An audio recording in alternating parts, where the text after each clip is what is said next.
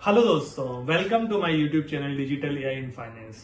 इस वीडियो में हम समझने वाले हैं ईटीएफ्स क्या होते हैं, ईटीएफ्स के क्या फायदे हैं, म्यूचुअल फंड्स और ईटीएफ्स में क्या डिफरेंस है और लॉन्ग टर्म में ईटीएफ आपको क्या फायदा कर सकते हैं। तो मेरे साथ इस वीडियो के आप लास्ट तक बने रहिए, क्योंकि लास्ट में मैं बताने वाला हूं आपको एक ऐसा ईटीएफ जिसने पिछले 5 साल में दिए आपको 152% के रिटर्न। दोस्तों, अगर आप भी अपनी फाइनेंशियल जर्नी में ईटीएफ को इंक्लूड करना चाहते हैं तो ये वीडियो आपके लिए बहुत ही हेल्पफुल होने वाली है। चलिए शुरू करते हैं। दोस्तों, अक्सर हम शेयर बाजार में निवेश करना चाहते हैं, लेकिन समझ नहीं आता कि किस कंपनी का शेयर खरीदें। ईटीएफ यानी एक्सचेंज ट्रेडेड फंड इस समस्या का आसान हल है। आप इसे ऐसा समझिए, ईटीएफ एक टोकरी या बास्केट की तरह है जिसमें रिलायंस, एचडीएफसी बैंक, टीसीएस और एयरटेल जैसी कई बड़ी कंपनियां शामिल हैं। अब आपको अलग अलग कंपनियों के शेयर खरीदने की ज़रूरत नहीं है। ईटीएफ की सबसे बड़ी खासियत ये है कि आप इसको शेयर मार्केट में किसी भी टाइम ड्यूरेशन में बाय और सेल कर सकते हैं। जैसे कि म्यूचुअल फंड को अगर आप बाय और सेल करते हैं तो आपका एक एग्जिट लोड लगता है, but in case of ETF आपका कोई भी एग्जिट लोड नहीं लगता। अब देखेंगे म्यूचुअल फंड्स और ईटीएफ में क्या डिफरेंस है। म्यूचुअल फंड में आपका पैसा फंड मैनेजर संभालता है और वह तय करता है कौन सा शेयर खरीदना चाहिए और कौन सा बेचना चाहिए। इसीलिए म्यूचुअल फंड में एक्सपेंस रेशियो ज़्यादा होता है। ईटीएफ में कोई भी फंड मैनेजर नहीं होता, ये सीधा इंडेक्स को फॉलो करता है, इसीलिए ईटीएफ का एक्सपेंस रेशियो काफ़ी कम होता है। म्यूचुअल फंड को आप दिन में एक ही बार खरीद सकते हैं और जो एंड ऑफ द डे की एनएवी रहेगी वही मिलेगी। But in case of ETF आप इसको दिन में कितनी भी बार खरीद और बेच सकते हैं। इसको आप शेयर्स के जैसी रियल टाइम में ट्रेड कर सकते हैं। अगर आप इंडेक्स इन्वेस्टिंग कर रहे हैं तो आपको ईटीएफ के थ्रू जाना चाहिए, क्योंकि अगर आप इंडेक्स इन्वेस्टिंग में म्यूचुअल फंड्स के थ्रू जाएंगे तो आपको एक अच्छा खासा एक्सपेंस रेशियो देना पड़ेगा, जो कि सही नहीं है, क्योंकि अल्टीमेटली हमें इंडेक्स को ही बाय करना है। तो इंडेक्स बाय करने के लिए हम ज़्यादा एक्सपेंस रेशियो क्यों पे करें। अब देखते हैं टॉप 5 ईटीएफ्स।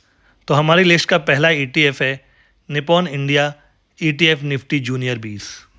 ये ईटीएफ निफ्टी नेक्स्ट 50 इंडेक्स को फॉलो करता है, यानी इसमें वो कंपनियां शामिल होंगी जो भविष्य में निफ्टी 50 का हिस्सा बन सकती हैं। इसका एक्सपेंस रेशियो भी काफ़ी कम है, 0.17%, जबकि कैटेगरी का 0.84% है। सबसे अच्छी बात यह है कि इसमें एंट्री एंड एग्जिट लोड नील है, मीन्स आप इसको कभी भी खरीद या बेच सकते हैं। ये ईटीएफ 2003 में लॉन्च हुआ था और इसका लास्ट 5 ईयर का रिटर्न 110% है। तो काफ़ी अच्छा ईटीएफ है, आप इसको कंसिडर कर सकते हैं। अब बात करते हैं हमारे सेकंड ईटीएफ की, जो कि है HDFC Nifty small cap 250 ETF. ये ETF Nifty small cap 250 index को ट्रैक करता है, यानी इसमें 250 स्मॉल कैप कंपनियों का पोर्टफोलियो शामिल है जो आने वाले समय में तेज़ी से ग्रोथ दिखा सकती हैं और मिड और लार्ज कैप बन सकती हैं। इसका एक्सपेंस रेशियो 0.20% है, जो कि बहुत अच्छा है, एंड कोई भी एंट्री एंड एग्जिट लोड नहीं है। ये ईटीएफ 2023 में लॉन्च हुआ, मीन्स अभी 2.5 साल ही हुए हैं और 2.5 साल में ही इसने 81% के रिजल्ट दे दिए हैं, जो कि बहुत शानदार है। दोस्तों, हमारी लिस्ट का तीसरा ईटीएफ एक गोल्ड ईटीएफ है।